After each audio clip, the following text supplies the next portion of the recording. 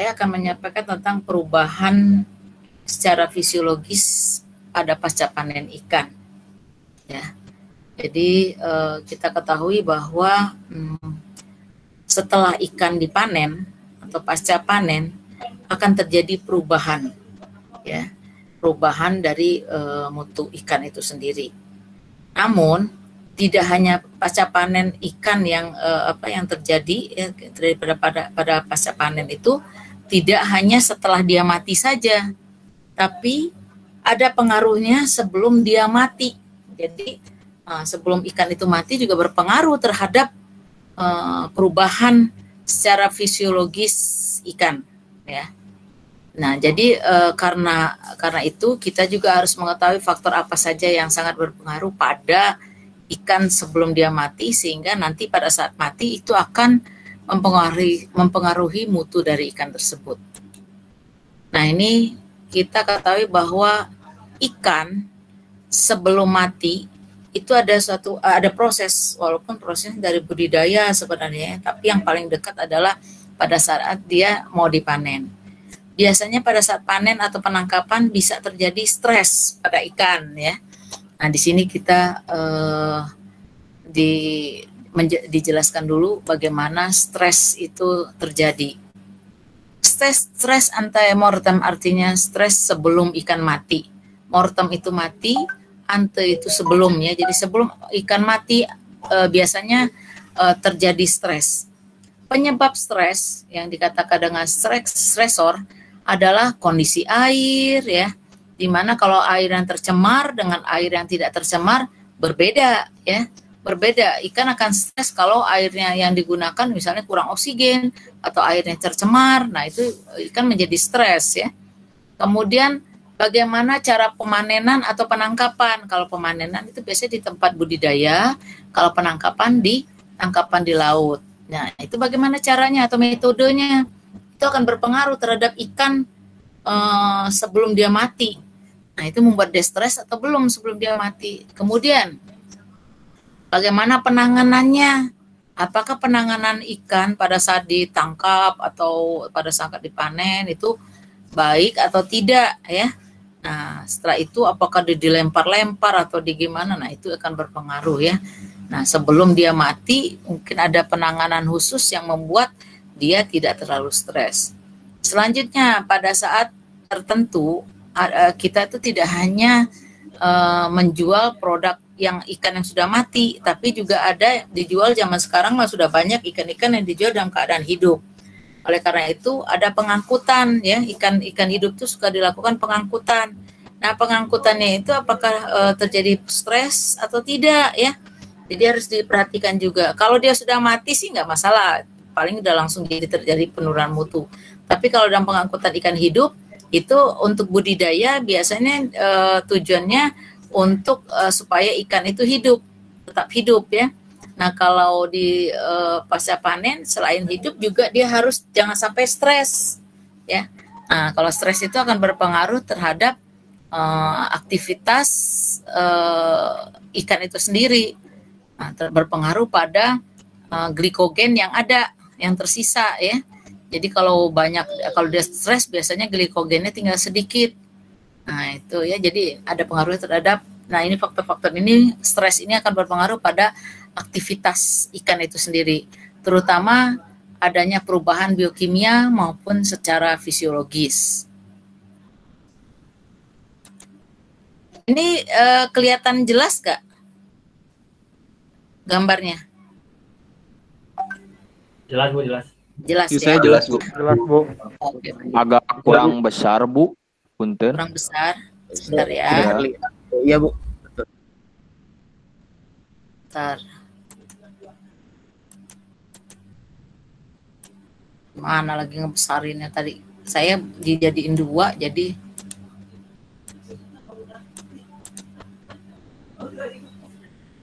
mana nih? Ngebesarin. Sebentar. Bentar, ya.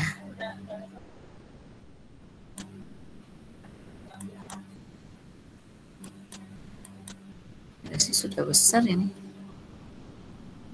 Tandanya hilang, ini nggak ada. Oh ini coba, ini mah bukan.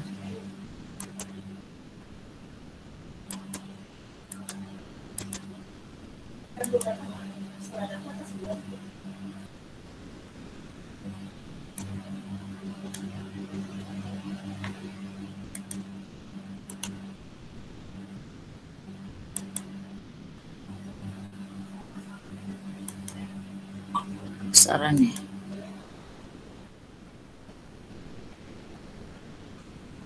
Saya nanti nggak bisa kelihatan nih. Coba. Harus dipakai ini. Udah kelihatan gede, besar nggak? Siap, Halo? sudah terlihat besar, Bu. Besar? Sudah, Bu. Nah, Terima besar kasih. ya. Nah, cukup ya.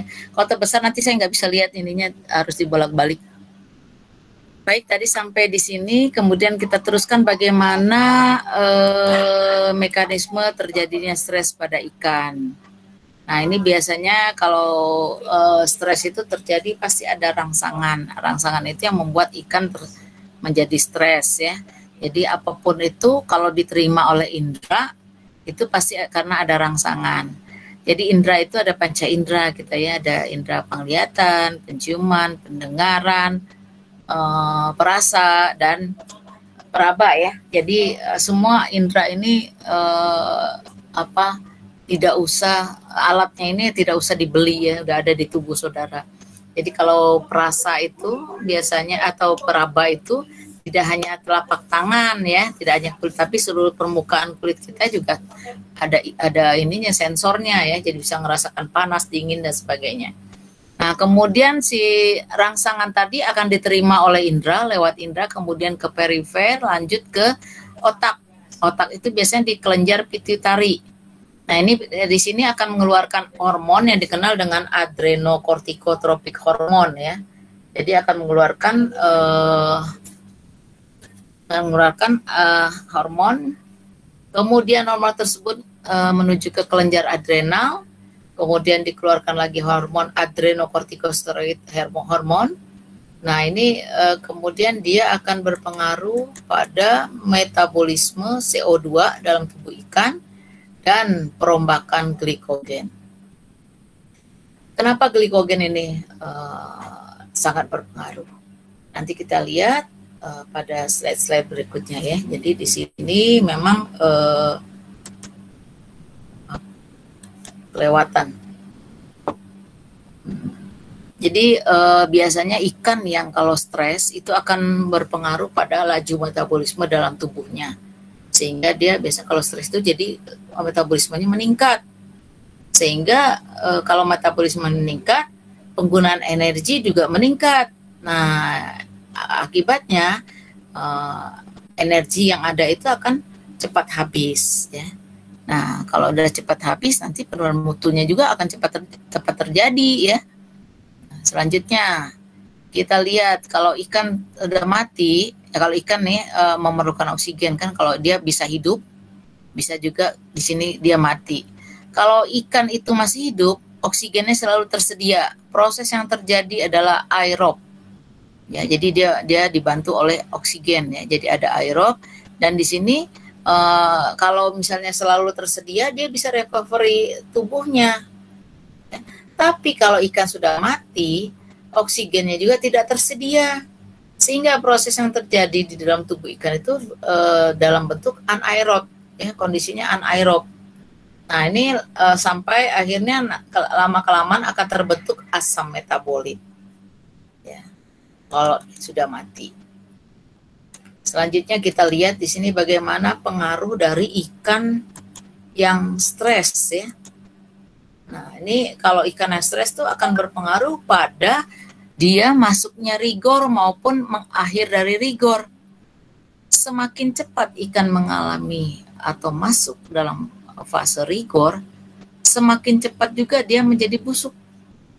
Ya, karena setelah proses rigor pasti dia langsung masuk post rigor. Ya. Nah, di sini kita lihat kondisi ikan pada saat stres dan tidak stres. Dalam keadaan stres, ini juga suhu berpengaruh ya. Dalam keadaan stres ternyata suhu yang rendah lebih lama masuk rigornya. Jadi 2 sampai 8 jam baru masuk rigor. Sedangkan pada suhu yang lebih tinggi ini hingga 0,5 jam udah masuk rigor. Demikian juga dia mengakhiri rigornya, dia masuk post rigor. Ini 20 sampai 65 jam ya. Pada suhu 0 derajat, sedangkan yang pada suhu 30 derajat ini hanya 1 sampai 2 jam. Jadi jauh sekali ya. Nah, kita bandingkan sekarang pada suhu yang sama, yang stres dan tidak stres, ini terlihat bahwa yang tidak stres itu lebih jauh lagi. Masuk rigornya sekitar 14 sampai 15 jam. Dan dia mengakhiri masa rigornya pada 72 hingga 96 jam. Jadi dia baru masuk post rigor ya. Jadi ini masih tahan cukup lama ya.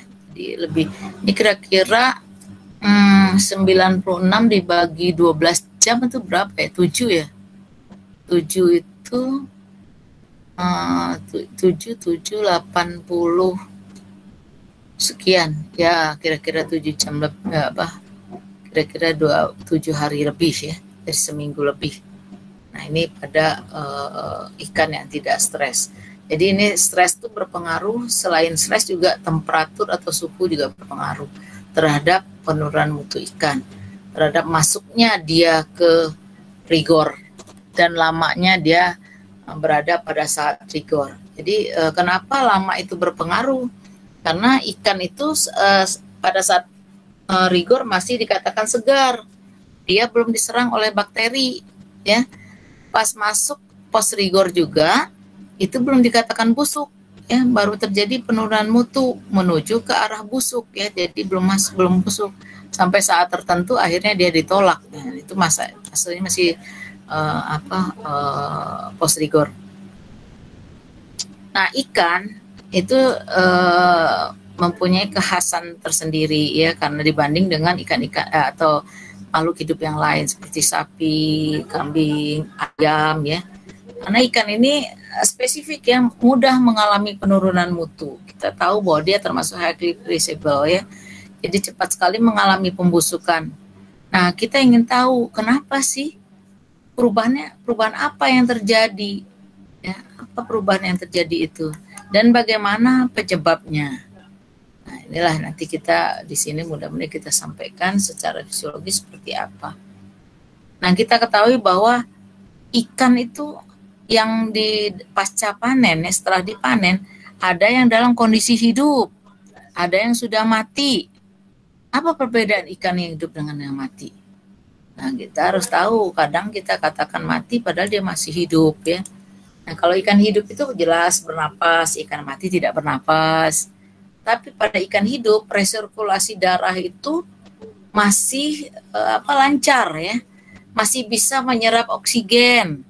Nah, kemudian prosesnya itu berjalan dengan baik ya, karena proses anaerob ya. Jadi terjadi reaksi glikolisis, di mana glikogen ini nanti akan menghasilkan asam laktat sehingga pH-nya menjadi turun ya. Nah, pada saat hidup tapi dalam kondisi ini normal ya, semua berputar terus, jadi kondisinya normal, tidak ada berhenti langsung menghasilkan asam laktat tek aja. Nah, tidak, tapi dia tetap menghasilkan lagi ATP, menghasilkan lagi ATP. Nah, ATP yang dihasilkan pada saat ikan hidup adalah sekitar 36 sampai 38 ATP. Umumnya adalah 36. Ya. Pada ikan mati tidak bernapas, tidak ada resirkulasi darah lagi, tidak ada oksigen ya. Tidak ada lagi semua, jadi semuanya terhenti. Sehingga kalaupun ada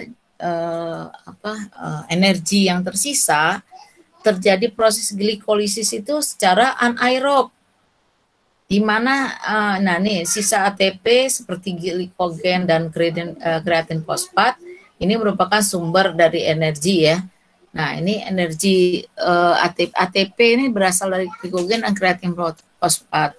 Pada saat mati, ATP itu tidak menghasilkan 36, tapi dia berkurang, hanya menghasilkan 2 ATP.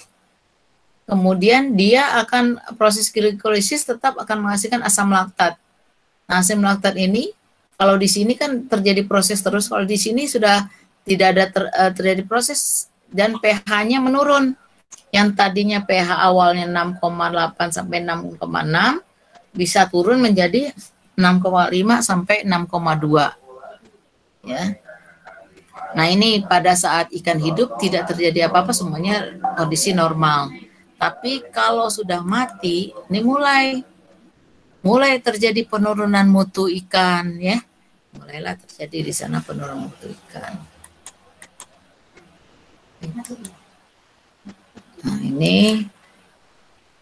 Nah, perubahan pasca panen secara fisiologis terjadi pada ikan, bisa dalam bentuk fisik, kimiawi, dan kerusakan karakteristik organoleptiknya. Ya. Bu, kenapa nggak ada kerusakan biologis? Kalau kerusakan biologis umumnya kan dikatakan bakteri, jadi dia bisa masuk, bakteri itu bisa menyebabkan kerusakan fisik, kerusakan kimiawi, juga kerusakan karakteristik organoleptik. Perubahan fisik contohnya adalah terjadinya setelah ikan mati itu akan mengalami 3 fase, pre-rigor, rigor, dan post-rigor. Nah, ini akan menyebabkan terjadinya perubahan secara fisik ya, terutama tekstur dari daging ikan. Jadi di sini tekstur daging ikan akan berubah. Perubahan kimiawi, perubahan kimiawi juga demikian ya, dengan adanya proses yang terjadi, nanti akan bisa diakibatkan oleh proses oksidasi ya, kemudian pH berpengaruh, jadi pH-nya kan turun tadi ya, kandungan ATP tadinya 36, kalau pada saat normal jadi 2. Water holding capacity, daya mengikat air, yang tadinya dia bisa memegang air di dalam jaringan otot dagingnya, karena adanya proses perombakan nanti malah menurun daya mengikat airnya sehingga suka keluar cairan. Bisa juga terjadi perombakan pada protein yang kita kenal dengan denaturasi ya. Jadi itu biasanya perubahan kimiawi yang terjadi. Bagaimana dengan perubahan karakteristik organoleptik? Kalau karakteristik organoleptik itu umumnya adalah 4 parameter yang bisa kita ketahui. Yang pertama adalah kenampakan, kemudian aroma, tekstur, dan rasa ya. Nah, itu perubahan. Jadi ketiga perubahan tadi, kimia, fisik, dan karakteristik organoleptik. Kita lihat bagaimana perubahan yang terjadi setelah ikan mati.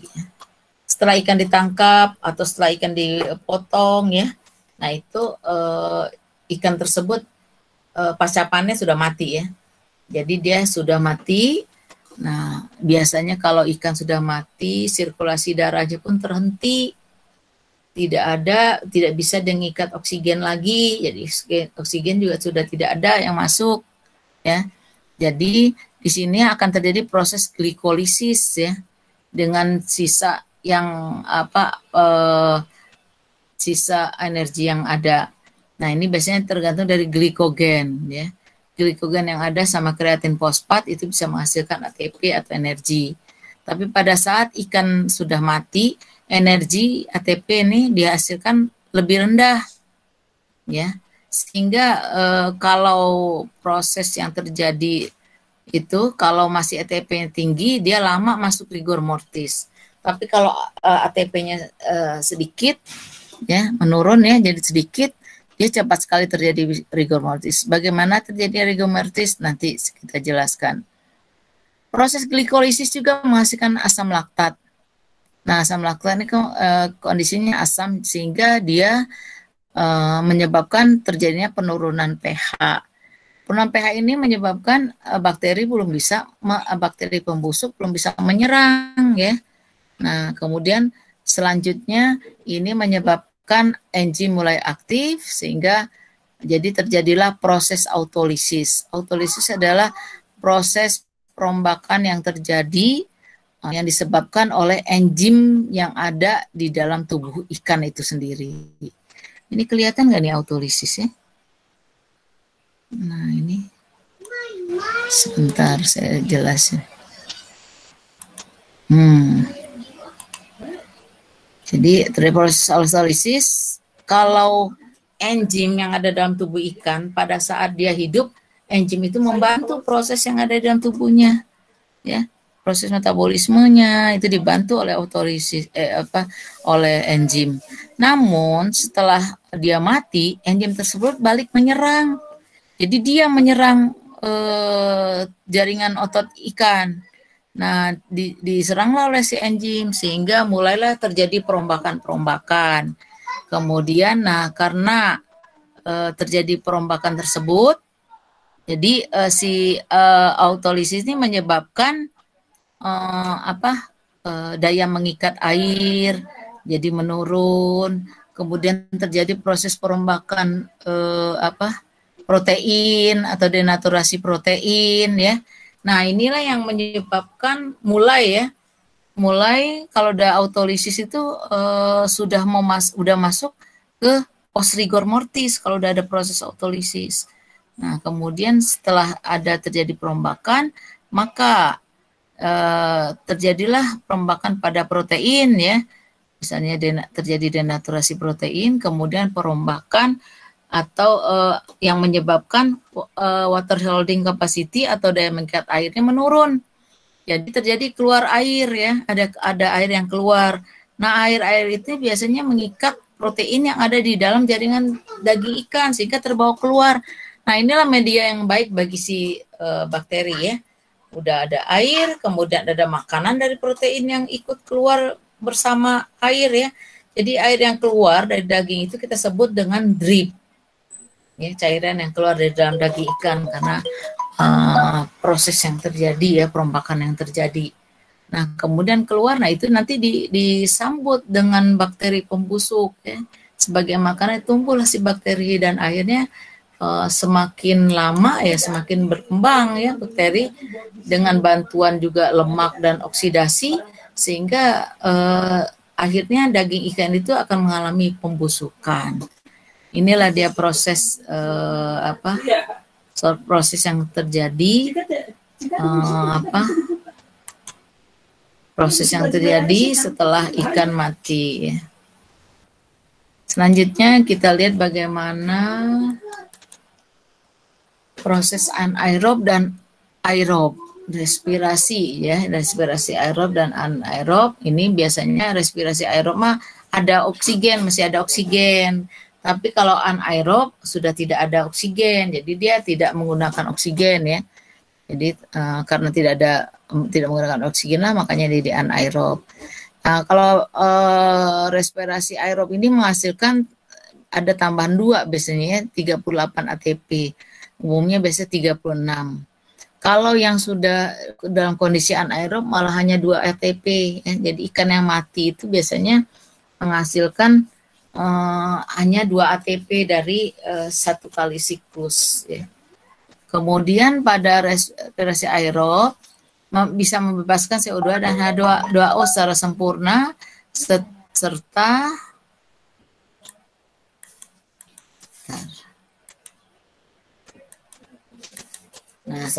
hidrogen yang dibebaskan akan bergabung dengan oksigen, dia akan membentuk H2O. Sedangkan pada dalam kondisi atau dalam kondisi anaerob ini biasanya tidak memecah, tidak dipecah atau tidak dibebaskan jadi CO2 dan H2O, ya. Jadi kalaupun terjadi itu tidak sempurna. Kemudian hidrogen akan bergabung dengan produk antara, jadi ada asam pirufat dan asataldehid, dia akan membentuk asam laktat dan etanol. Jadi makanya biasanya dia akan menjadi pH-nya menjadi turun, ya. Oke. Karena terbentuk asam laktat tadi, ya. Kemudian kita lihat setelah ikan mati, nah ini dari sebelum ikan mati, kemudian menjadi ikan mati. Ini setelah ikan mati akan ada 3 tahap. Yang pertama dikenal dengan pre-rigor mortis, kemudian rigor mortis, dan post-rigor mortis. Mungkin di mikro juga sudah dapat, saudara, yang kemarin. Kemudian setelah post-rigor mortis, bukan langsung busuk di post rigor ya, tapi biasanya masih ada waktu untuk mencapai dia hingga busuk. Ya. Bagaimana kondisi ikan yang rigor dan ikan yang pre-rigor? Kita lihat di sini ini adalah kondisi ikan yang rigor, di mana dia ininya kaku ya. Jadi walaupun dipegang seperti ini, dia tidak lentur, jadi dia kaku aja. Ini dalam kondisi rigor. Kalau dia dalam kondisi pre-rigor, nah ini lemas. Jadi lentur, kemudian dia juga elastis, terlihat masih cemerlang ya. Nah ini jadi demikian bentuknya ya. Ini kita bisa lihat yang kalau post rigor gimana. Nah ini kalau pre-rigor dia lentur ya, elastis. Jadi kalau dipencet dia balik lagi, itu namanya elastis ya.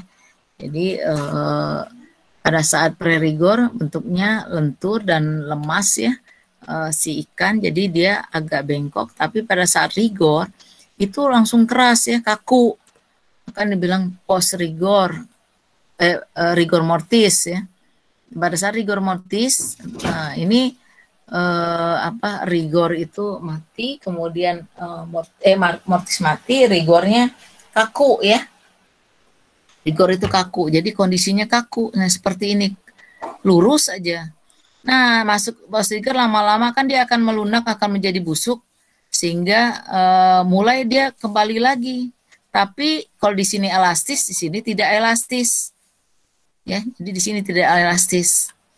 Dia lemas tapi tidak elastis. Nah, bagaimana terjadinya rigor mortis? Di sini tadi saya katakan ada, kalau saudara misalnya, karena adanya kontraksi antara aktin dan miosin membentuk aktomiosin. Ngerti nggak saudara? Coba, ngerti nggak di sini? Kalau saya bilang gini, terjadinya rigor mortis karena adanya kontraksi ini. Ngerti nggak kira-kira saudara? Coba jawab. Kalau mengerti, coba jelaskan. Ada yang sudah mengerti di sini? Kalau saya sendiri belum mengerti, Bu, belum paham. Oke, ya. Saya belum mengerti, saya juga. Oke, ya sekarang mudah-mudahan nanti jadi mengerti ya. Memang kadang-kadang kalau kita baca di sini, karena adanya kontraksi antara aktin dan miosin membentuk aktomiosin. Ya, saudara pasti bingung ya. Nah, nanti akan saya jelaskan. Nah, ini ya, sebentar, saya turunin dulu. Saya nggak kelihatan soalnya. Nggak kelihatan igunya. Oke. Pada saat hidup, ya makhluk hidup itu, manusia juga demikian. Otot kita itu akan terjadi relaksasi, kontraksi, relaksasi, kontraksi. Relaksasi dia lemas lagi, ini lagi kontraksi lagi, jadi keras lagi, balik lagi gini terus saja. Nah, melepas dan menyatunya, ya, berkontraksi dan merelaksasi ini, itu perlu ATP, perlu energi, ya. Pada makhluk atau ikan yang hidup ini nggak masalah karena dia udah menghasilkan ATP ya, pada hidup kan menghasilkan ATP besar ya, jadi ada energi yang dia gunakan untuk melepas. Gabung lagi, melepas lagi, gabung lagi, gabung lagi. Kalau melepas itu kita sebut dengan relaksasi. Kalau dia bergabung lagi dia kontraksi. Maka di sini aktin dan miosin ya, terjadi reaksi aktin dan miosin menjadi aktomiosin, ini namanya kontraksi. Ya. Nah, di sini terus pada ikan mati, ikan yang sudah mati, kan energinya tidak banyak. ATP-nya menurun kan? Jadi tapi pada saat dia mati masih bisa karena masih ada energi yang tersisa. Jadi dia masih relaksasi, makanya ikan yang masih pre-rigor mortis masih lentur. Ya, masih lentur karena masih ada terjadi relaksasi dan kontraksi. Energinya masih ada. Nah, pada saat energinya sudah habis, dia berkontraksi, nggak bisa melepas lagi. Karena ATP-nya atau energinya sudah habis. Makanya dia tadi dikatakan rigor mortis itu disebabkan karena adanya kontraksi antara aktin dan miosin membentuk aktomiosin. Jadi dia terjadi kontraksi. mau melepas lagi udah habis nih si energi, habis dia, sehingga tidak bisa melepas dan inilah menjadi kaku, keras si otot daging tuh, daging ikannya jadi keras, makanya itu dia masuk jadi rigor mortis. Makanya dia kalau dia masuk udah tegang itu artinya ATP-nya sudah habis. Sudah habis, udah nggak kuat untuk melepas lagi, ya. Mudah-mudahan saudara mengerti setelah ini. Kenapa terjadinya rigor mortis, ya, karena demikian, ya. Jadi ada hubungannya dengan glikogen, karena glikogen itu bisa menghasilkan energi. Kalau energi yang tersisa, kalau stres tadi, dia stres, glikogen ada di tubuhnya menurun. Kalau tidak stres, glikogen yang masih banyak, sehingga energi masih banyak. Jadi dia pre-rigor mortisnya pun masih lama. Bisa lama, ya. Makanya tadi dia masuk rigor juga lama, sehingga akhir rigornya juga lama. Jadi kan lebih tahan lama. Maaf saya minum dulu ya sebentar ya. Dibatuk.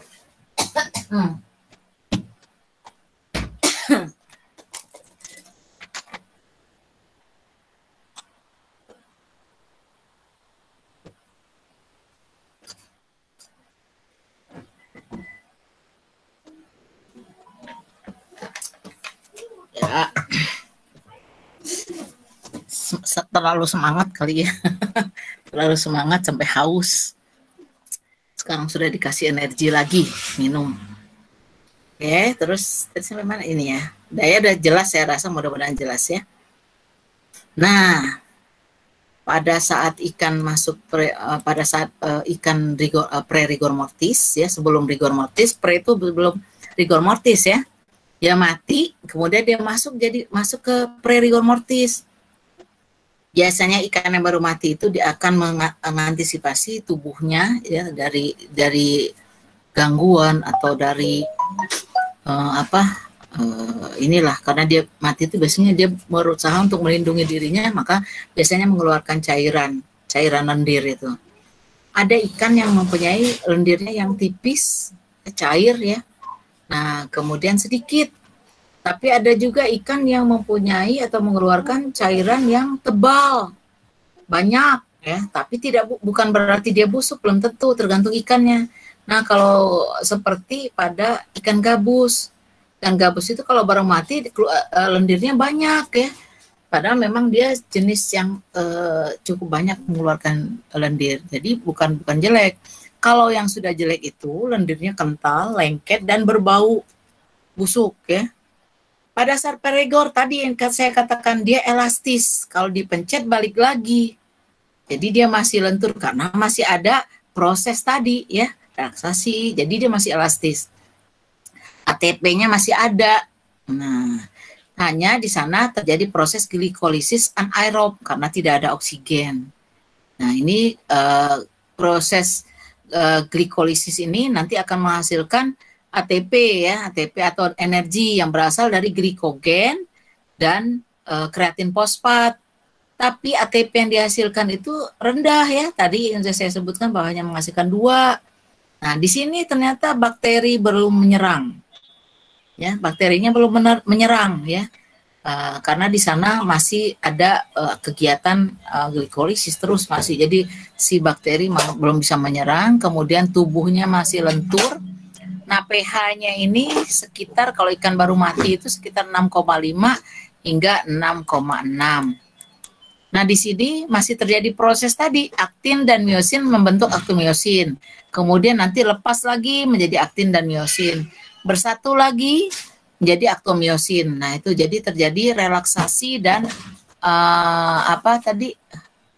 kontraksi ya. Kalau dia kontraksi dia jadi terbentuk aktomiosin, kalau relaksasi dia menjadi aktin dan miosin. Ini pada kondisi dia pre-rigor mortis. Faktor apa saja sih yang berpengaruh di sana? Kalau dalam pre-rigor mortis atau sebelum rigor, yang berpengaruh itu jenis atau spesies ikan, itu berpengaruh. Kondisi ikan, nah itu tadi yang stres atau tidak.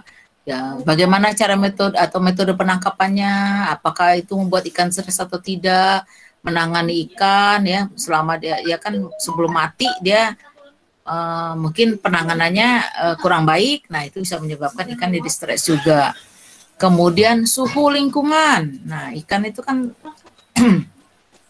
cepat sekali terjadi penurunan mutu ya, makanya biasanya dia selalu berada di setelah mati dia selalu harus dengan rantai dingin atau rendahkan suhunya. Kemudian ukuran ikan juga berpengaruh ya, ukuran ikan berpengaruh. Kemudian cara mematikan ikan. Nah, cara mematikan ini hubungannya dia stres atau enggak, membuat ikan itu stres atau tidak gitu ya. Kalau mematikannya dengan baik itu stresnya tidak tinggi ya, sehingga glikogennya masih ada lah. Jadi masih lebih banyak dibanding kalau ikan matinya dalam keadaan dia dibuat stres dulu. Nah, kemudian bagaimana dengan ciri-ciri dia kemudian tadi pre-rigor, sekarang udah masuk rigor nih.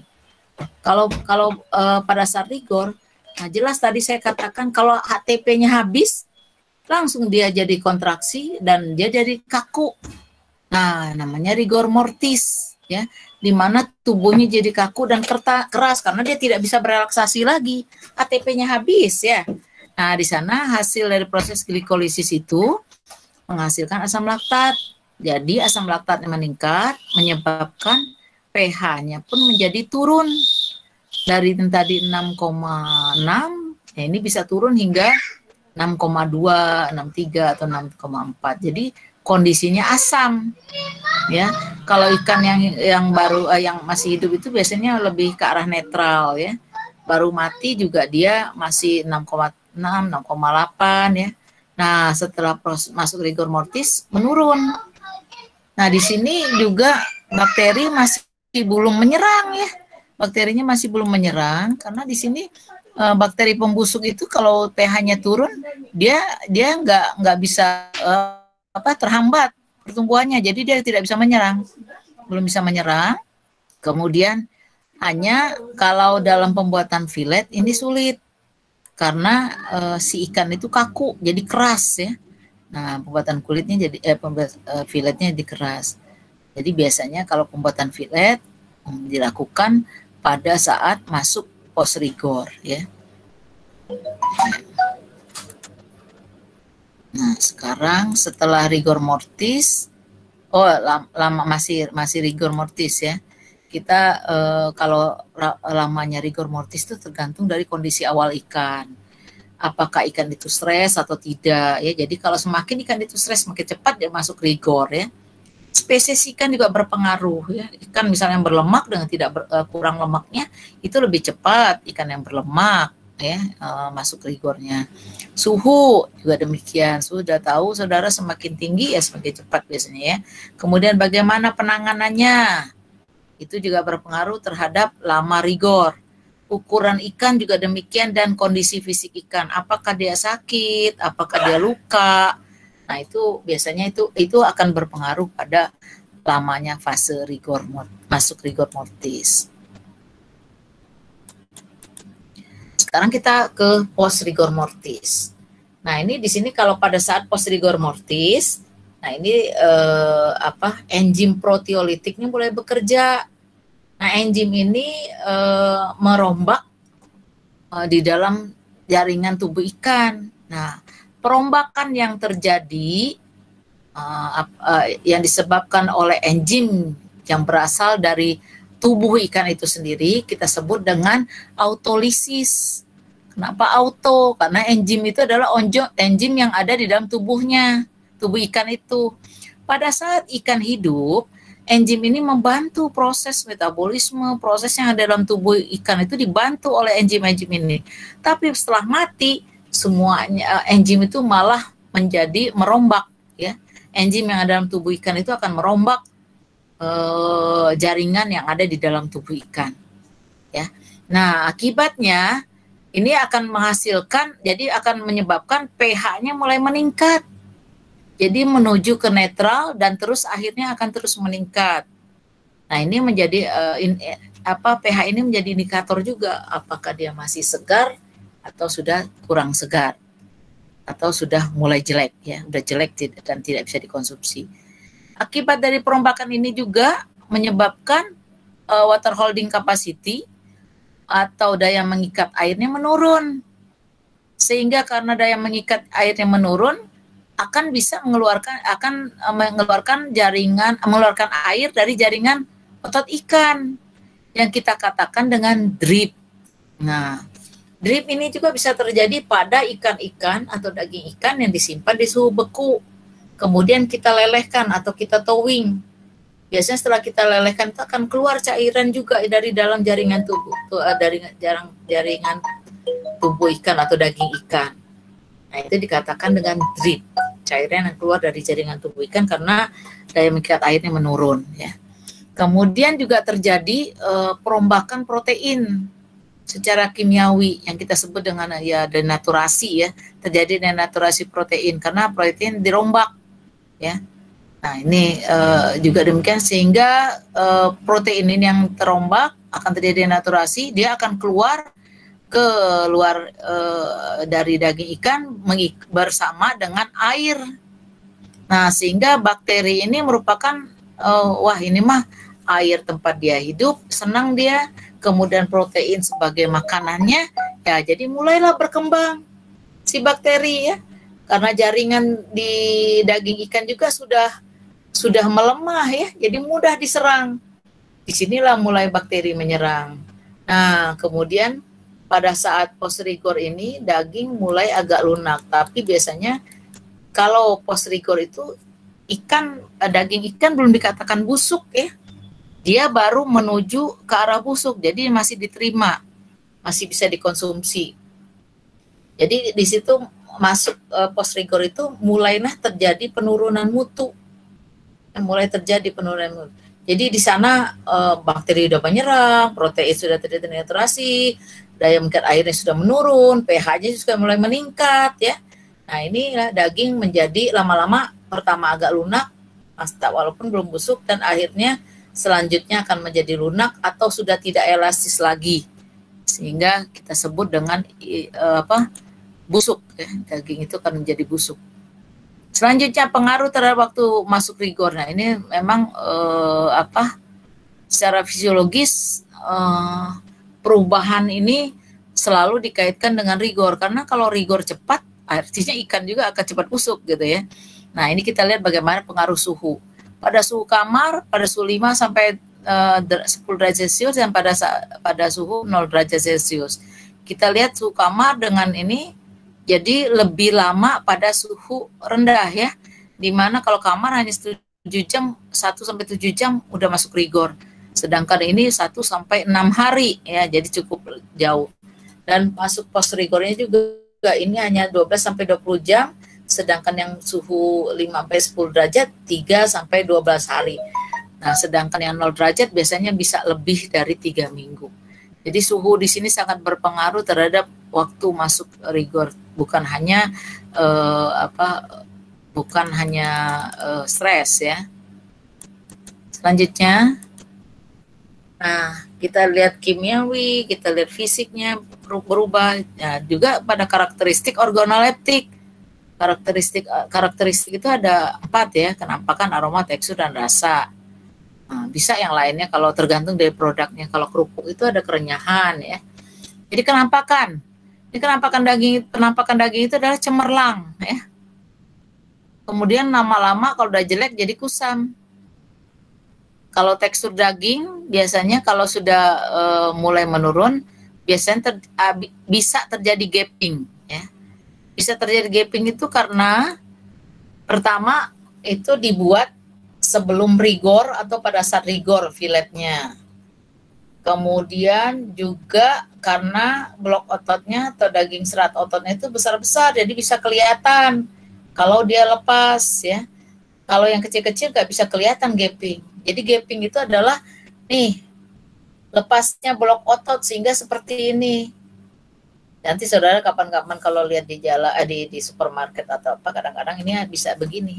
Untuk daging-daging yang serat ototnya besar, misalnya salmon, tongkol, ikan besar itu kakap, apalagi ya. Pokoknya blok ototnya besar. Jadi kalau dia dibuat filet, Ada yang tidak terlihat ini. Nah, ada yang terlihat ini. Nah, ini karena biasanya kalau ada gapping itu dia dibuat pada saat pre-rigor atau post-rigor atau rigor. Jadi pada saat dia kontraksi ya, karena lama-lama penurunan mutu jadinya kan melepas tuh. Bukan relaksasi, tapi dia mulai melunak akhirnya melepas. Nah, sehingga muncullah ini gapping. Tapi kalau kita buat pada saat masuk post rigor ya, jadi dia sudah melemas. Pada saat penyimpanan dia tidak terlalu besar ininya gappingnya. Nah, makanya biasanya disarankan kalau fillet sebaiknya dibuat pada saat masuk post rigor. Karena kita juga menjual fillet itu biasanya tidak sampai lebih lama ya, tidak sampai lama ya, kecuali kalau mau dimasukkan ke freezer. Fillet itu kan sering dijual pada suhu rendah karena dia paling waktunya hanya seminggu gitu ya. Jadi tidak lama-lama. Kalau fillet itu tidak tahan lama dibanding dengan ikan utuh. Nah, kemudian kenampakan warna juga demikian ya, berubah. Kalau daging ikan itu nih, daging ikan nila merah warnanya putih opak, semu merah muda dan cemerlang. Ya, jadi ada cemerlangnya. Putih opak itu dia semu merah muda tapi warna putih opak. Saudara mungkin sudah tahu warna opak yang sebelum dimasak. Ya, itu kelihatan transparan enggak ya? Enggak transparan juga masih bisa kelihatan. Jadi agak sedikit buram ya. Buram tapi kelihatan. Nah, seperti ini. Daging ikan itu cemerlang tapi ya ini kan ini ya ada sedikit kusamnya, tapi kalau yang kacamata nih, nah ini kan langsung nih, ini transparan ya, transparan. Tapi kalau ini ya putihnya diopak ya. Kemudian lama-lama akan berubah menjadi putih susu dan kusam. Nah ini biasanya saudara kalau memilih ya harus yang cemerlang, kemudian seperti ada opaknya, putih opak ya, warna opak. Jadi tidak transparan tapi bukan transparan sekali tapi masih ini kayak bening gitu ya. Tapi bukan bening juga ya, agak bening. Ya opak itulah namanya. Kalau udah jelek jadi putih susu kusam. Darah juga demikian ya, berubah warna. Biasanya ikan yang baru mati itu warnanya merah lembayung. Nah ini mioglobin, kemudian kalau dia sudah terkena oksigen, menjadi oksimioglobin, warnanya menjadi merah cerah. Selanjutnya dia akan berubah menjadi metmioglobin atau warnanya kecoklatan, dan terakhir dia menjadi berikut penurunan mutunya, warna darah itu menjadi koleoglobin atau menjadi warnanya kehijau-hijauan. Proses perubahan warnanya. Nah, beberapa faktor yang berpengaruh dalam kenampakan warna yaitu adalah pH. Jadi biasa pH rendah itu pH yang rendah itu biasanya ikan itu masih cemerlang terlihatnya, ya masih cemerlang. Kemudian perubahan ini disebabkan juga oleh denaturasi, ya perombakan protein, ya kemudian dehidrasi. Dehidrasi ini kan terjadinya berhubungan dengan konsentrasi pigmen, di mana kalau ini terjadi konsentrasi pigmen itu akan bergerak menuju ke permukaan, ya. Jadi pigmen yang ada di dalam daging ikan itu akan bergerak menuju ke permukaan. Jadi dia menutupi sehingga jadilah kusam, ya bukan cemerlang lagi. Karena partikel-partikel yang di dalam daging itu mengikuti air yang tidak bisa diikat lagi ya, jadi mengikuti drip air itu keluar sehingga dia berada di permukaan yang menyebabkan jadi warnanya jadi kusam. Juga bisa terjadi oksidasi ya, warna itu bisa karena oksidasi yang disebabkan oleh oksigen. Lanjut. Aroma juga demikian ya. Kita ketahui bahwa ikan yang segar itu baunya, atau ikan yang masih baik baunya segar. Kemudian setiap ikan mempunyai khas spesifik jenis, mempunyai aroma yang khas ya. kemudian setelah itu dia jadi hilang warnanya, jadi agak netral, kemudian baru tercium bau busuk. Nah, itu perubahan pada aroma ikan. Kalau ikan yang mengandung lemak ya, biasanya lebih cepat tengik ya, karena menghasilkan senyawa keton dan aldehid. Ikan bandeng asap. Nah, kalau asap itu jadi tengik karena ikan bandengnya banyak mengandung lemak. Jadi biasanya kalau yang mengandung lemak jadi cepat tengik. Ikan asin. Ikan asin itu biasanya kalau kena lembab itu cepat sekali dia jadi busuk ya. Jadi busuk biasanya. Jadi karena apalagi kalau dia kurang penjemurannya. Jemurnya kurang jadi dia cepat sekali busuk biasanya kalau gini. Kita teruskan. Aroma dipengaruhi oleh beberapa faktor atau beberapa aktivitas. Yang pertama karena aktivitas enzim, aktivitas mikroba, dan proses oksidasi. Nah, ini aroma. Selanjutnya, kemudian tekstur. Nah, biasanya daging yang masih segar elastis. Jadi kalau ditekan balik lagi ya. Nah, kemudian dia akan terus hingga tidak elastis lagi. Jadi kalau sudah jelek jadi tidak elastis, dipencet tetap aja ada bekasnya. Tapi kalau dia elastis, dipencet dia balik lagi. Kemudian kondisi dagingnya itu padat dan kenyal, tapi kalau sudah jelek akan menjadi lunak ya. Kemudian permukaannya yang tadi tidak atau berlendir, tipis, transparan. Jadi kadang ada yang tidak berlendir, ada yang berlendir tipis, ada yang berlendirnya banyak ya. Nah, dan kemudian ini lama-lama kalau sudah jelek akan menjadi lendir yang tebal dan berbau ya. Elastisitas daging tadi kan ada yang dia dagingnya elastis atau tidak ya.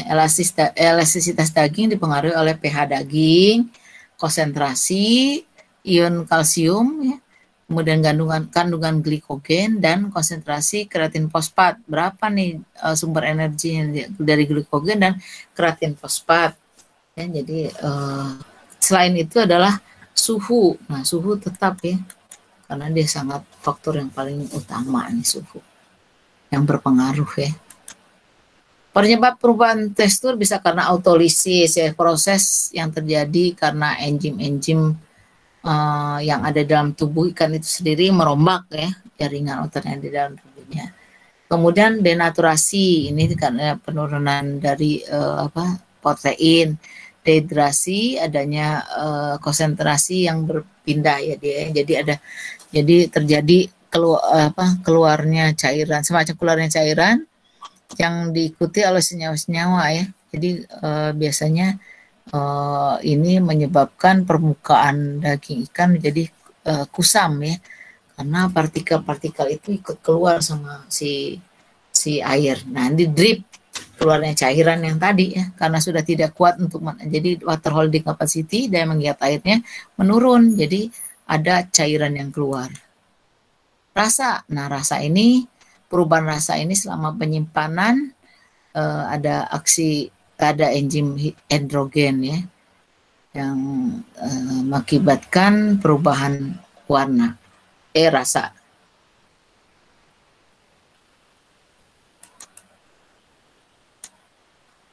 Selanjutnya, nah ini rasa, kita berhubungan dengan rasa lagi yang di sini secara fisiologis kita bisa ketahui bahwa perubahan rasa secara biokimia ya.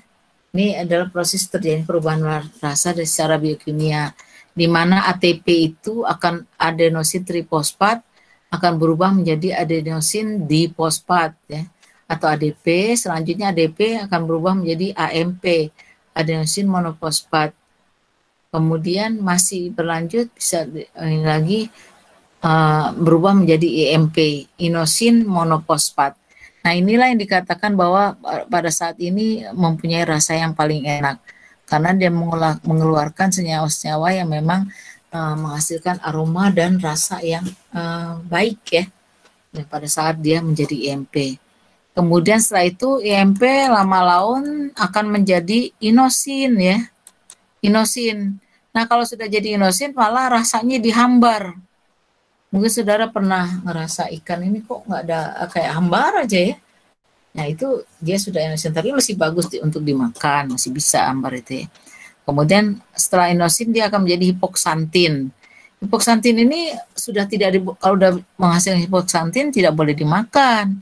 Ya, karena juga rasanya udah kerasa pahit dan getir. Kalau pahit mah ya pahit. Kalau getir itu biasanya ada aftertaste, ada rasa yang tertinggal. Jadi getir ya. Jadi ada rasa gatelnya. Nah, ini sudah jelek, artinya sudah jangan dimakan lagi. Baik, sampai di sini terima kasih. Silahkan kalau ada yang ingin bertanya ya. Pakai ini aja. Tiga penanya pertama diatur sebagai moderator adalah ketua kelasnya. Silahkan. Ada yang ingin bertanya?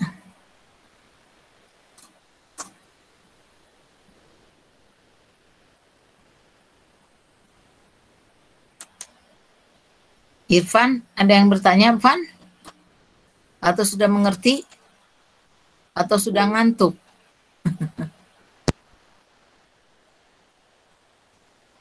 Alteus, Rama. Mohon izin bertanya, Bu. Ya, siapa nih? Irfan. Saya, Bu. Irfan, Pan? Ya. Ya, Bu. Mohon izin untuk saya, untuk untuk nelayan biasanya itu kan kalau dapat ikan itu setelah dapat ditaruh di ember itu langsung dikasih air laut, Bu. Itu apakah bisa menghambat proses pembusukan, Bu? Menghambat. Soalnya saya juga pelaku sih, Bu. Pelaku yang suka ikut melaut gitu. Terima kasih. Terus kamu merasa itu memang lebih tahan, Pan? Iya, kayaknya sih kalau saya ngerasa sih lebih tahan gitu, Bu, daripada ditaruh di yang nggak ada airnya gitu, Bu. Di ember biasa yang nggak ada airnya gitu. Ya, air itu kan mengandung air laut itu mengandung garam ya. Nah, kadang juga ada yang pendinginan dengan menggunakan air laut, karena di situ udah ada ngandung garam, jadi biasanya itu lebih bisa mengawetkan. Kalau kita misalnya tidak dikasih, tapi air lautnya bagusnya yang dingin ya, tidak panas nanti matang dia. Jadi kalau tidak dikasih air laut, itu kan bisa terjadi ini oksidasi ya. Jadi dia kontak dengan oksigen langsung. Kalau cahaya matahari ya itu nanti akan menyebabkan ikan itu jadi suhunya kan naik kan. Jadi akan lebih mempercepat proses pembusukan ikan. Begitu. Tapi kalau kan kalau kita juga kadang-kadang untuk mengawetkan itu bisa dikasih garam ya. Air laut juga salah satu yang bisa mengawetkan ikan ya. Asal jangan air laut panas ya airnya. Jadi harus dingin baiknya, karena memang ikan yang sudah dipanen atau ikan yang sudah mati sebaiknya diberi penanganan dengan rantai dingin. Ya, kadang dikasih air yang dikasih es supaya dingin gitu. Jadi dia lebih tahan lama. Gitu.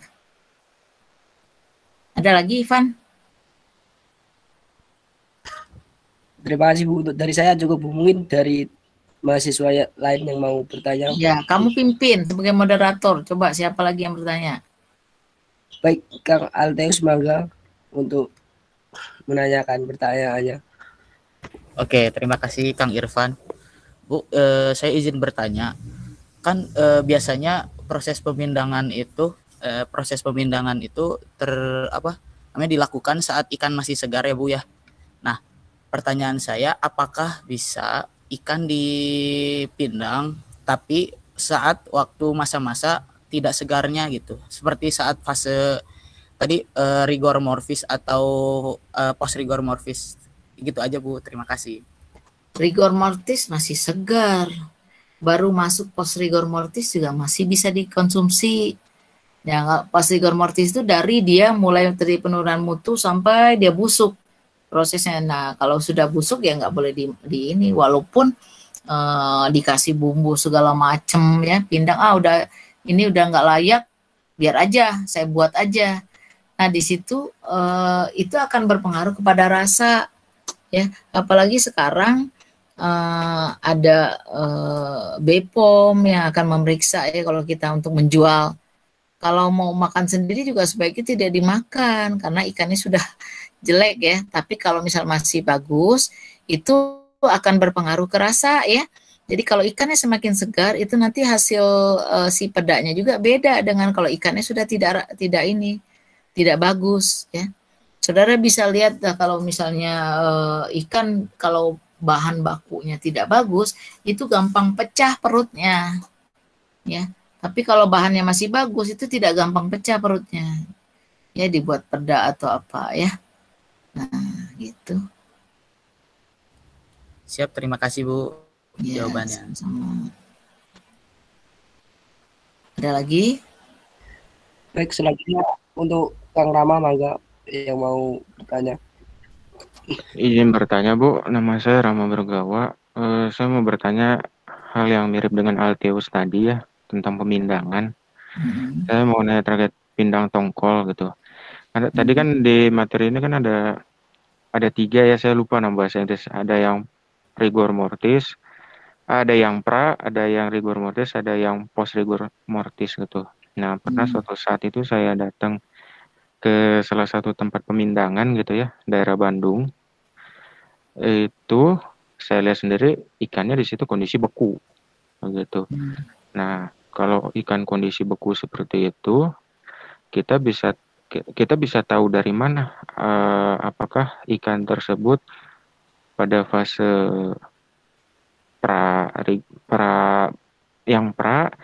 yang rigor mortis atau yang post gitu Bu. Itu kan posisi udah beku. Itu sih pertanyaan dari saya Bu. Ya, Terima baik. kasih. Ya, baik. Terima kasih. Sama-sama juga Rama. Pertanyaan yang bagus juga sama dengan tadi Irfan dan Ali Tush ya. Bagus juga. Jadi ikan ya biasanya dibekukan itu dia biasanya supaya untuk tujuan untuk menghambat proses penurunan mutu. Jadi dibekukan langsung tergantung dari kondisi awal. Apakah pada saat kondisi awal dia masih bagus dibekukan, nanti kalau udah dilelehkan tetap bagus biasanya, hanya pasti terjadi penurunan mutu ya. Nah kemudian kalau kondisi awalnya sudah jelek, itu juga akan berpengaruh kepada rasa nanti. Caranya kalau saudara pernah lihat di mana tuh di internet ya, suka ada penjualan ikan di Jepang. Jadi ikannya ini beku kan, kondisinya beku kan. Kita nggak bisa lihat gimana kan ya, kondisinya beku. Tapi saudara pernah perhatikan nggak kalau nanti di penanganan akan ada contohnya deh. Kalau di bagian ekor itu ada yang dipotong, bukan dipotong, disayat ya, supaya kelihatan dagingnya. Di bagian ekor dia sayat, jadi dibuka akan terlihat dagingnya. Nah, kita memang di situ kalau beku mana bisa kita menentukan dia pre-rigor, rigor atau post-rigor. Ya, tapi kita bisa lihat dari yang lain, misalnya kita lihat dari yang itu dia sayat di bagian ekor akan terlihat dagingnya. Kalau dagingnya masih cemerlang, itu artinya bagus. Kenapa? Karena ikan itu kalau yang paling cepat busuk itu adalah bagian ekornya. Jadi kalau ekornya masih bagus, yang di depan masih bagus atau kepala masih bagus atau udah jelek? Kalau ekornya jelek, depannya kemungkinan masih bagus Bu. Iya, karena yang paling cepat mengalami pembusukan itu ada di bagian ekor. Jadi biasanya kan kalau kita ya belinya kecil-kecil jarang di ini ya, tapi kita bisa lihat dari insangnya, kan beku nih susah ya. Saudara lihat matanya, matanya sudah cekung, atau cembung, atau rata. Ya, itu bisa lihat secara visual. Ya. Secara organoleptik saudara bisa lihat seperti itu. Nah demikian, nanti mungkin akan lebih jelas saya jelaskan di teknologi penanganan ya. Memang kita sulit kalau beku mah, kecuali kalau dia sudah nggak dibekukan kita bisa cek lagi cara-cara pengecek ikan yang kita atau cara-cara memilih ikan yang masih segar ya. Gitu. Kalau beku ya sulit, hanya kalau di Jepang itu kan ikannya di pelelangannya besar-besar, tapi dia lihat di bagian ekor supaya kita bisa melihat dagingnya. Gitu. Ya. Gimana Baik, Bu. Rama? Satu lagi saya mau nanya. Ya, enggak. Kan pemerintah sekarang lagi gencar-gencarnya apa sih, lumbung ikan nasional itu ya, LIN ya. Nah, LIN itu kan berarti percobaan pertama di Maluku itu untuk ikan tangkap ya, laut. Setelah itu saya perhatiin lagi efek ke depannya akan ada hubungan ke ikan air tawar ya, ikan budidaya. Nah, namanya lumbung itu kan ya kita jatuhnya menumpuk ikan di situ ya. Nah, berarti kan pasti ada dong penanganannya gimana nih ikan yang akan disimpan di lumbung ini. Nah, khusus untuk untuk ikan yang akan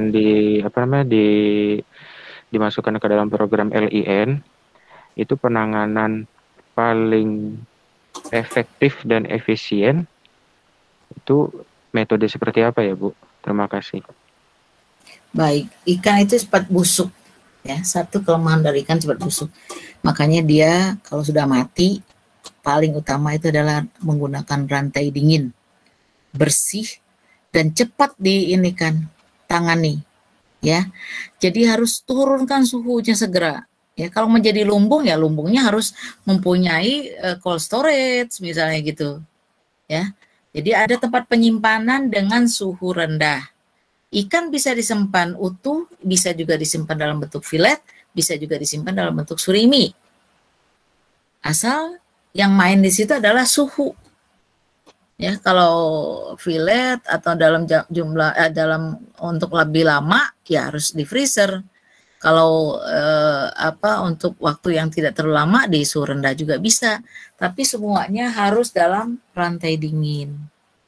Kalau ada lumbung ya harus tempat ada cold storage semacam itu, jadi bisa disimpan ikannya dengan baik karena harus suhu rendah yang utama. Kemudian kebersihan juga cepat ditangani, itu beberapa faktor yang jadi prinsip dalam penanganan hasil perikanan. Gitu Rama. Berarti jatuhnya di lumbung itu akan dibuat, kalau misalnya dibuat sertifikasi itu, maksudnya sertifikasi ikan ini untuk masuk blacklist atau masuk list yang diizinkan gitu, itu berpengaruh nggak dibuatkan sertifikasi penanganan begini-begini gitu, Bu? Oh, berpengaruh sekali. Sekarang kan sudah ada SSOP ya, kemudian ada ACCP. Nah, kalau ACCP itu sekarang sudah mulai UKM aja sudah baiknya ada ACCP-nya, Hajar Analisis Control Critical Control Point ya. Jadi ada titik kritis, kita tahu titik kritis di mana, nah itu harus diatasi. Ya, itu harus diatasi. Makanya sekarang itu banyak yang jadi kalau misalnya UKM atau apa yang diproduksi, nah itu harus biasanya ada sertifikat HACCP untuk quality control, orang yang sebagai quality controlnya biasanya sudah punya sertifikat HACCP gitu. Jadi memang kalau yang bersertifikat pasti lebih baik ya. Jadi kita harus sesuai dengan standar apa, ada standar terhadap pabriknya, prosesnya, terhadap produknya, itu ada standar ya.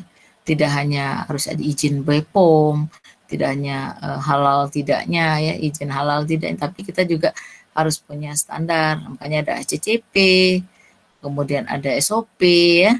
Nah, itu kan JMP. Nah, itu kan untuk memperkecil kemungkinan terjadinya kontaminasi atau penurunan mutu yang begitu cepat ya, terutama pada ikan ya, baik produk segar maupun produk olahan, apalagi untuk ekspor pasti ada ACCP-nya ya, JMP, SSOP itu pasti ada untuk ekspor ya. Nah, sekarang kita sudah mulai untuk UKM juga sudah mulai, mereka harus sudah sesuai dengan standar operasional prosedur misalnya ya. kemudian bagaimana cara proses yang baik, ya, kemudian bagaimana kita mengatasi critical control ya. Jadi titik kritisnya gimana caranya itu nanti ada di mata kuliah teknologi hasil perikanan. Kalau saudara ngambil minat THP itu ada bagaimana kita mengontrol produk supaya bagus, karena itu kan ujung-ujungnya juga harus jadi produk. Kalau belum jadi produk, jadi kita lebih gampang sebenarnya mengurus ikan makhluk mati daripada makhluk hidup. Nah, kalau makhluk hidup risikonya agak besar ya, banyak faktor yang berpengaruh, lokasi harus besar, tempat budidaya harus besar segala macam. Tapi kalau sudah produk, kita bisa atasi dengan tempat yang atau lokasi yang tidak terlalu besar, gitu. Baik Bu, terima kasih atas jawabannya. Ya, mudah-mudahan ini ya ngerti ya. Nanti saudara dapat ada tapi itu minat ya. Ada juga karakter organoleptik. Nah itu untuk menguji produk juga secara organoleptik, karena penting untuk quality control ya. Quality control kalau kita ingin mengeluarkan satu produk. Baik, ada lagi? Itu Bu dari Yoga Budiana, Maga, yang mau bertanya, Maga. Yoga, Kang Yoga. Ya. Halo. Punten, ini suaranya jelas kan? Jelas Yoga. Oh ya, maaf Bu. Apalagi rambut merahnya. Oh iya Bu, ini mah sinar matahari Bu. Iya, saya nggak tahu kok, pura-pura aja bilang sinar matahari. Iya. Ini Bu, punten saya tadi rada kurang nangkep Bu di faktor rasa. Jadi kan kata Ibu tuh selama ikan disimpan tuh adanya aksi enzim endogen ya Bu. Nah yang kurang saya tangkap tuh dari mana gitu Bu asal enzim endogen ini, sama ini Bu satu lagi teh, apakah ikan kalau kalau ikan tuh udah mengandung hiposantinnya udah tinggi, apakah bisa di refresh lagi gitu nggak Bu ke kondisi awal gitu? Itu sih yang saya penasaran. Makasih Bu. Oke, saya jawab dulu yang cepat. Kalau udah jadi hipoksantin sudah tidak bisa lagi di refresh, sudah busuk, sudah harus dibuang. Kemudian kalau tadi yang berpengaruh pada rasa ya, itu memang awalnya memang dari dalam, endogen itu kan dari dalam, enzim-enzim yang ada di dalam itu merombak di dalam bagian tubuh ikan atau jaringan tubuh ikan itu, sehingga ya itu lama-lama akan terjadi, kalau terjadi perombakan itu kan jadi dia melunakkan si daging ya, sehingga nanti si daging akan mudah diserang oleh bakteri.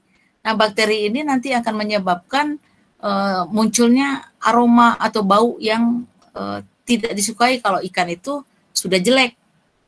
Ya, kalau masih dia sedikit, makanya kadang kalau kita ingin mengetahui ikan itu masih diterima atau tidak, bisa kita ukur jumlah mikrobanya. Kalau masih dalam batas dia masih bisa diterima, nah itu masih belum tercium bau busuk. Tapi kalau sudah bakteri sudah banyak, biasa akan tercium bau aroma yang busuk. Nah itu kalau sudah gitu berpengaruh kepada rasa, ya, berpengaruh kepada rasa.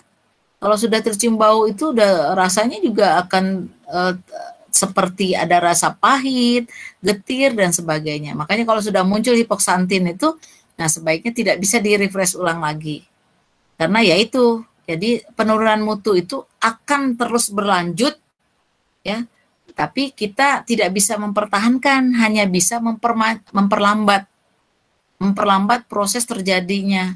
Tadinya misalnya dia 7 hari, kita bisa memperlambat menjadi 10 hari, tapi dengan penanganan seperti apa, dengan perlakuan seperti apa. Jadi proses penurunan mutu akan tetap terjadi. Seperti kita lah, umur tidak bisa kita balikan jadi muda lagi, karena proses itu akan terus berlanjut ya. Kalau mati juga demikian. Kalau sudah mati tidak bisa dia akan menjadi busuk. Apapun yang terjadi, hanya kita bisa mengatasi dengan cara memperlambat saja. Tidak bisa mempertahankan ya. Jadi kalau sudah busuk ya sebaiknya tidak bisa didaur ulang ya. Nah, biasanya kalau sudah busuk kita bisa manfaatkan sebagai pakan. Nah, kalau kita kan pangan ya, kalau yang dikonsumsi manusia itu pangan. Tapi kalau yang sudah tidak bisa dimakan, biasanya digunakan pakan. Pakan itu untuk makanan ternak ya. Atau jadi pupuk biasanya kalau sudah busuk. Nah, begitu Yoga.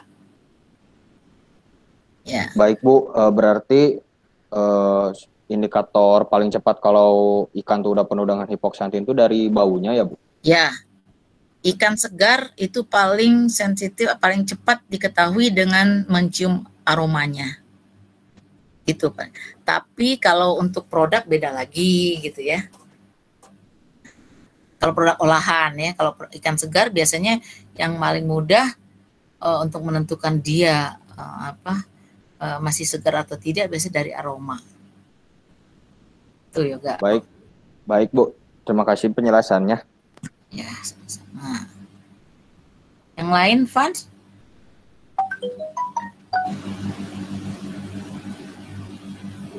Dari Kang Haji Mangga. Dari Kang Haji Mangga. Untuk bertanya. Kang Haji, Kang Haji. Mana Haji? Ya. Kamu mana, Ji? Ini Bu, hadir Bu. Ya, mau nanya. Sebetulnya sih ya Bu mau nanya, cuman tadi sudah Ibu jelaskan juga soal pertanyaan dari Yoga dan itu pun udah terjawab Bu. Yang lainnya? Jadi satu lagi. Kalau dari pertanyaan itu Bu, kalau ikan itu cepat mengalami penurunan mutu itu disebabkan oleh apa gitu Bu? Oke. Tadi sebenarnya Ibu sudah katakan karena sudah dapat nanti saudara sebenarnya dapat lagi nanti. Ikan itu cepat busuk karena dia yang pertama ya, dia itu pH-nya mendekati netral. Jadi mikroba gampang sekali menyerang. Karena mikroba pembusuk itu senang di pH netral. Kedua, jaringan pengikatnya halus. Jadi dia mudah juga dirombak oleh bakteri. Kenapa? Coba saudara buktikan daging sapi, jaringan ototnya kan tebal tuh, lebih tebal, lebih kasar. Jadi dia dimasak akan lebih lama dibanding ikan. Karena ikan halus, jaringan otot ikannya, ya. Jadi dia mudah juga dirombak sama bakteri. Kemudian dia mengandung protein. Nah, itu merupakan media yang baik untuk makanan bagi ikan, bagi bakteri ya. Kemudian kandungan airnya tinggi, itu media yang baik untuk perubahan bakteri. Nah, itu diantaranya. Makanya ikan itu jadi cepat mengalami pembusukan. Nanti saudara semester depan itu dapat penanganan. Kenapa ikan busuk cepat busuk? Nah, itu kalau lihat dari sisi itu demikian ya. Kalau dari sisi fisiologis, nah ini saya katakan salah satunya adalah faktor apa yang mempengaruhi sebelum dia mati. Salah satunya adalah stres tadi ya, atau ikan itu sakit, atau ikan itu luka sebelum dia mati itu akan berpengaruh pada setelah dia mati. Nah, kondisi ikan yang seperti itu akan menyebabkan ikan tersebut lebih cepat busuk. Gitu, ya. Haji, gimana? Ya Bu, baik Bu. Oke. Kalau masih ada satu lagi aja, karena nanti Ibu mau jelasin, waktunya sudah hampir habis. Masih ada nggak? Kalau nggak, izin bertanya lanjut. Bu. Izin bertanya Bu. Nah, satu lagi ya. Satu lagi. Siapa dulu? Satu lagi nih, Taufik ya. Iya Bu. Ya. Saya mau nanya Bu, ini kan dari tadi kan faktor yang mempengaruhi fase yang mortis, rigor mortis, premortis kan ada suhu ya Bu. Nah, saya juga pernah baca jurnal ya. Nah, ikan yang diberi perlakuan penyimpanan suhu rendah gitu dapat memperpanjang daya awet ikan gitu Bu hingga 1-4 minggu. Tapi itu tergantung jenis ikan Bu. Nah, pertanyaan saya Bu, jenis ikan apa saja Bu yang cepat berkurang mutu ikannya gitu? Apakah jenis ikan air tawar, paya, watak laut gitu Bu? Dan bagaimana cara penanganan yang tepat gitu Bu? Ya, oke. Kalau saudara Itu nanti menangani yang baik adalah di mata kuliah teknologi penanganan. Nanti saya ngajar di sana juga. Ya. Oke, siap. Kita larinya ke arah fisiologi. Jadi kita belum penanganan yang baik. Nanti ada dapat. Tadi seperti saya tadi juga udah saya singgung, penanganannya harus seperti apa. Ada pertanyaan sebelumnya tadi ya. Kemudian tadi apa? Satu lagi teh? Saya lupa. Jenis ikan apa saja gitu Bu yang ikan. Apakah ikan tawar atau ikan laut? Kira-kira saudara ikan tawar atau ikan laut yang cepat busuk? Kemungkinan ikan tawar, air tawar Bu. Ikan tawar, kenapa ikan tawar lebih cepat busuk? Karena kan kalau ikan air tawar kan misalkan lagi panen gitu Bu, kan harus langsung ditanganin gitu Bu, kayak misalkan ikan nila ataupun apa.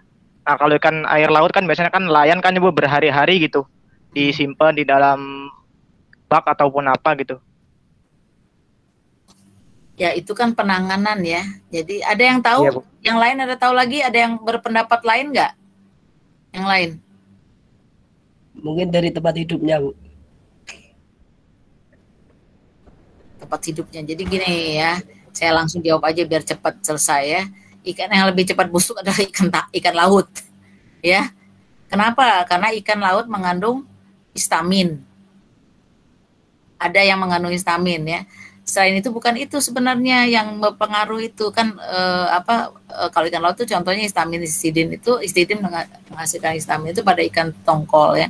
Tapi yang sebenarnya adalah kenapa ikan laut lebih cepat busuk karena ikan laut itu mengandung trimetilamin oksida. Nah, nanti dia akan merombak akan menjadi trimetilamin. Nah, ini yang menyebabkan ikan laut itu lebih cepat busuk dibanding dengan ikan tawar. Oke? Taufik? Jadi dia mengandung apa, Wik? Kalau ikan tawar enggak. Kalau ikan laut itu mengandung itu. Nah, itu yang menyebabkan dia TMAO, trimetilamin oksida, itu akan dirombak menjadi trimetilamin, TMA. Nah, itu yang menyebabkan ikan laut lebih cepat busuk.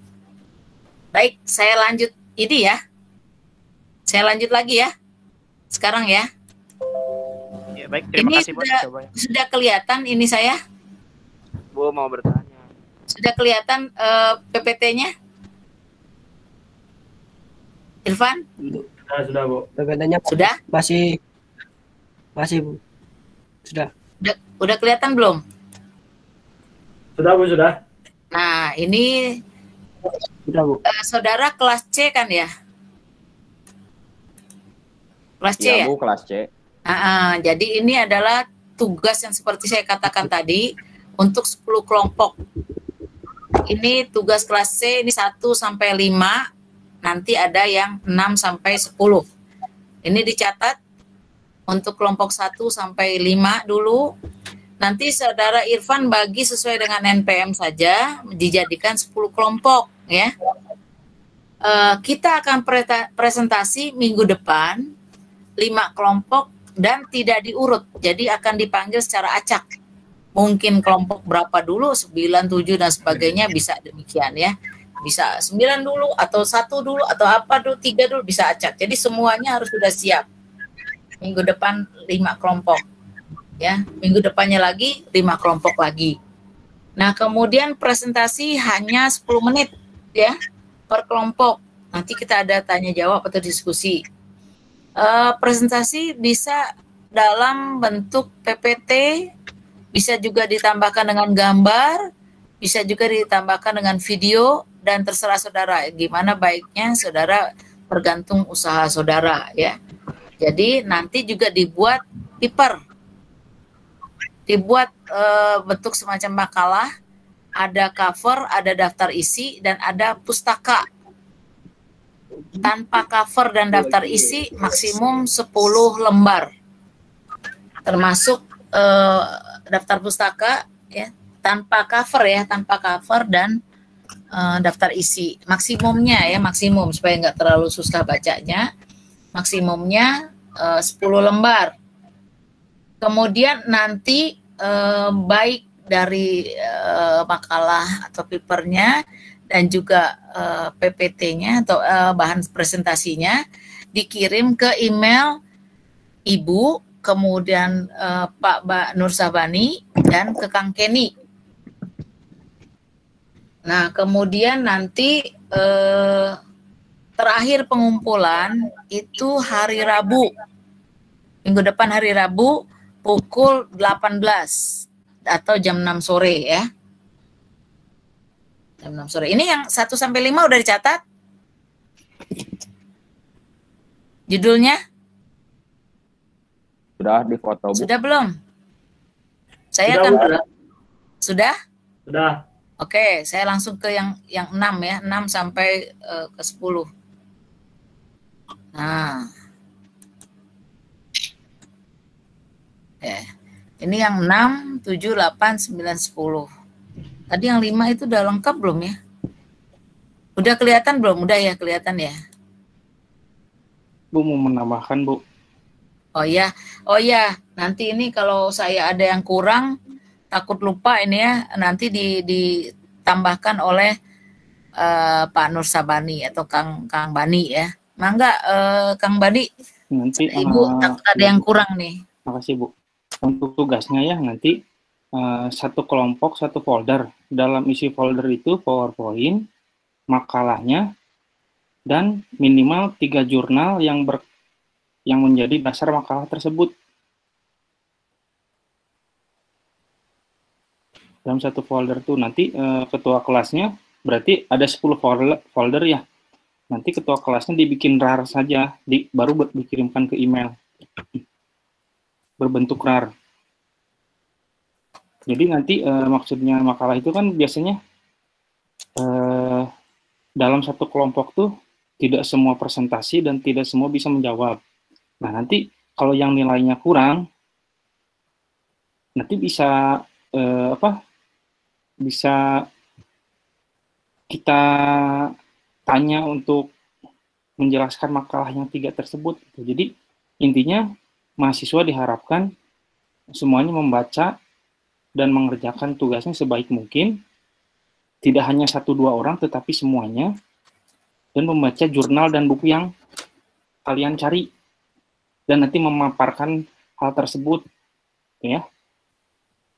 Nanti berarti si jurnalnya sebagai lampiran, tapi tidak dalam paper ya, hanya file PDF si jurnalnya saja dimasukin ke folder tersebut. Minimal 3, bagus-bagus lebih dari 3 gitu. Dan semua Jadi tidak termasuk yang 10 lembar tadi ya, Kang Bani ya. Jadi kan dari 10 lembar tadi itu papernya tuh pasti kalian mencari ini ya sumber. Nah, sumbernya itu kan minimal jurnal dan buku ya. Nah, nanti dituangkan dalam paper tersebut. Nah, kalau kalian mencarinya jurnal yang berkaitan dengan paper kalian, itu dilampirkan minimal 3. Jadi satu paper tuh minimal harus ada daftar pustaka jurnal 3 gitu. Itu aja ya. Ya baik, Ibu lupa tadi Kang Bani menambahkan. Oh, satu lagi ini ya. Jadi nanti saudara setiap kelompok hanya 1 orang yang presentasi, 1 orang di kelompoknya, 1 orang moderator. Kemudian yang menjawab masing-masing jangan bisa satu pertanyaan dijawab 3 orang, nggak usah. Usahakan bisa dijawab hanya 1 orang, 1 pertanyaan. Ada pertanyaan lagi dijawab 1 orang juga. Kecuali nanti Kang Kenny atau Kang Bani menyatakan siapa yang mau nambahkan. Nah, jadi bukan saudara yang ini ya. Kalau Kang Bani atau Kang Kenny bilang siapa yang mau nambahkan, atau saya bilang begitu, baru boleh ditambahkan dari yang lain. Kalau tidak, 1 orang saja. Jadi biar tidak berlarut-larut ya. Jadi presentasinya 10 menit saja. Saudara tinggal atur itu. Boleh saudara inovasi apa saudara tambahkan di sana dalam presentasi, ada video atau ada apa ya silahkan.